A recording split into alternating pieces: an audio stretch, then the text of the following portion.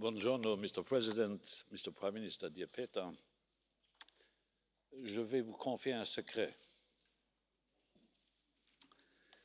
J'ai peu dormi cette nuit à cause de Madame May, mais suffisamment longtemps pour pouvoir rêver de la Slovaquie et de Bratislava.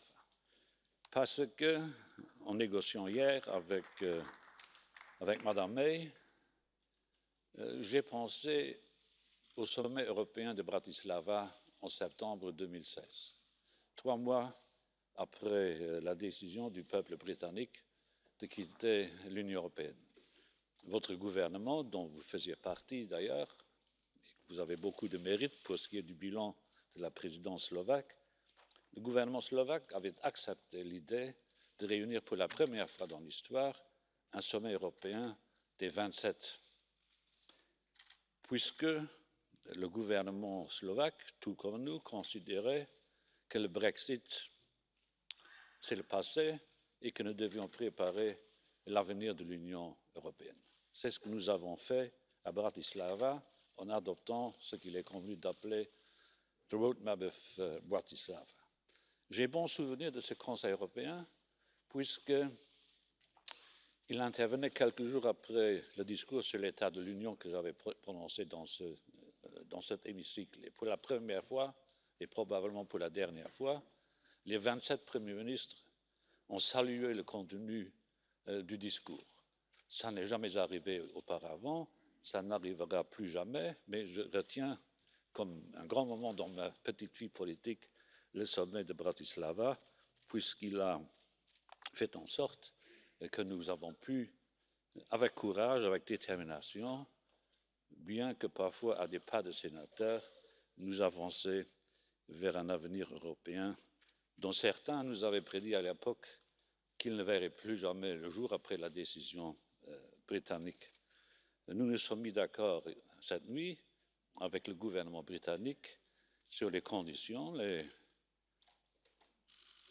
conséquences du Brexit et j'ai dit hier soir, enfin pendant la nuit, que c'était la deuxième chance, mais qu'il n'y aura pas de troisième chance. Je voudrais donc que les membres du Parlement britannique aujourd'hui appuient la démarche qui est à la fois britannique et européenne et qui a trouvé, sous forme de texte agréé, un accord au niveau de l'Union européenne. Je voulais, Peter, vous remercier au nom de la Commission pour tout l'appui que le gouvernement slovaque ne cesse de nous apporter. Je pense notamment à l'effort slovaque lorsqu'il s'agissait d'innover la directive et de l'amender sur le détachement des travailleurs. C'est un pas important. Et d'ailleurs, la même remarque s'applique à la création de l'autorité du travail. Je note par ailleurs, ce n'est pas une remarque que je t'adresse, que les gouvernements qui veulent abriter, accueillir sur leur territoire l'autorité européenne du travail est plus élevé que ne fut le nombre des gouvernements qui, ab initio et spontanément, auraient appuyé la Commission dans sa volonté de créer, à l'instar de l'autorité bancaire, une autorité de travail. Je suis heureux de vous entendre dire que vous aimez le pilier social de l'Union européenne. Le plus il y a de premiers ministres qui le disent, non seulement ici, mais aussi au Conseil européen, non seulement ici, mais au niveau du Conseil des ministres, le moins isolé je me sens au niveau de l'Union européenne. Le gouvernement slovaque nous avait beaucoup aidé à mettre en place le socle social lors du Conseil européen spécial de Göteborg, où d'ailleurs, je le dis à ceux qui ne cessent de le revendiquer, est décrite la nécessité d'instaurer partout en Europe un salaire minimum. Ce n'est pas une idée des dernières semaines, c'est une idée qui nous anime depuis l'entrée en fonction de cette commission et je voudrais que nous le fassions le plus rapidement possible, la même remarque s'appliquant pour ce qui est de la création dans tous les pays de l'Union européenne d'un revenu minimum. Vous avez parlé du cadre financier pour les 7 années à venir et à raison, vous avez dit d'abord il faut se mettre d'accord sur les politiques et puis sur les moyens de financement des politiques agréées. C'est exactement ce que la Commission a fait, exactement la démarche qui fut la nôtre correspond-elle au souhait que vous avez exprimé. Et vous dites, voilà, il ne faut pas négliger la nécessité qu'il y a de garder en place les politiques de cohésion.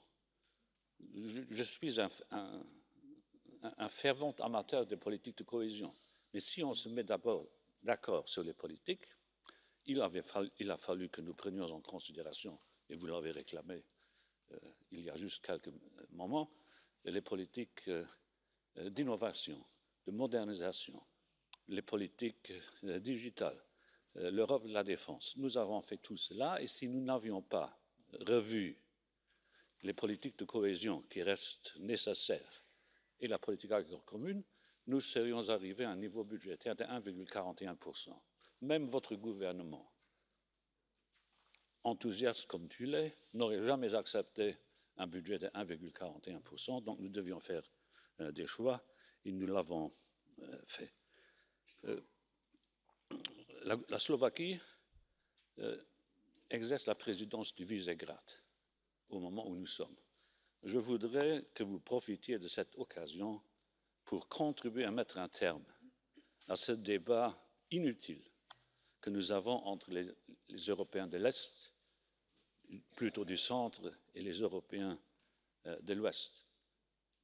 L'Europe doit respirer avec deux poumons. Et donc, il faut tout faire pour que ces deux poumons ne s'entrechoquent pas dans le même corps. Nous avons tous des contributions à faire. Il ne faut pas croire que ce serait seulement la Commission, le Parlement européen et quelques gouvernements de l'Europe de l'Ouest qui seraient responsables de cet affrontement qui parfois est ridicule et qui de toute façon est nuisible. Et donc, mettez à profit votre présidence du Visegrad pour remédier à cela. Vous savez, la Slovaquie, pour nous autres, qui venons de l'Ouest et qui sont plutôt jeunes, qui essaient de le rester de toute façon, la Slovaquie, pour nous, n'est pas un pays neutre. J'avais 13 ans au moment de ce qu'il est convenu d'appeler le printemps de Prague, qui est aussi le printemps de Bratislava. Je crois même que les premiers mouvements ont pu être observés en Slovaquie. Et donc, nous vouons à ce pays une attention particulière, un amour fait d'expérience et d'espoir. Et donc, je voudrais que les Slovaques ne pensent pas que le reste de l'Europe n'aimerait pas la Slovaquie. Le contraire est vrai et je voudrais que la Slovaquie aime davantage l'Union européenne. Il y a des éléments de l'histoire de guerre qui sont peu connus. Le gouvernement en exil de la Tchécoslovaquie de l'époque, ensemble avec d'autres gouvernements de l'Europe centrale, avait en fait esquissé un projet pour l'Europe, qu'ils appelèrent projet pour l'Union européenne. Et dans ce document peu connu, en fin de texte, il y a une phrase qui m'a toujours impressionné, ému même. Ces pays de l'Europe centrale, avec le gouvernement en exil, écrivirent en dernière phrase « Nous voudrions qu'un jour les pays de l'Europe occidentale nous rejoignent pour construire l'Union européenne ». L'histoire vous a empêché de sortir de son ombre. Mais comme les Européens du centre étaient les premiers à rêver d'une Europe pacifiée, il est de notre devoir et de notre obligation ardente de continuer avec le travail qui est le nôtre. Merci.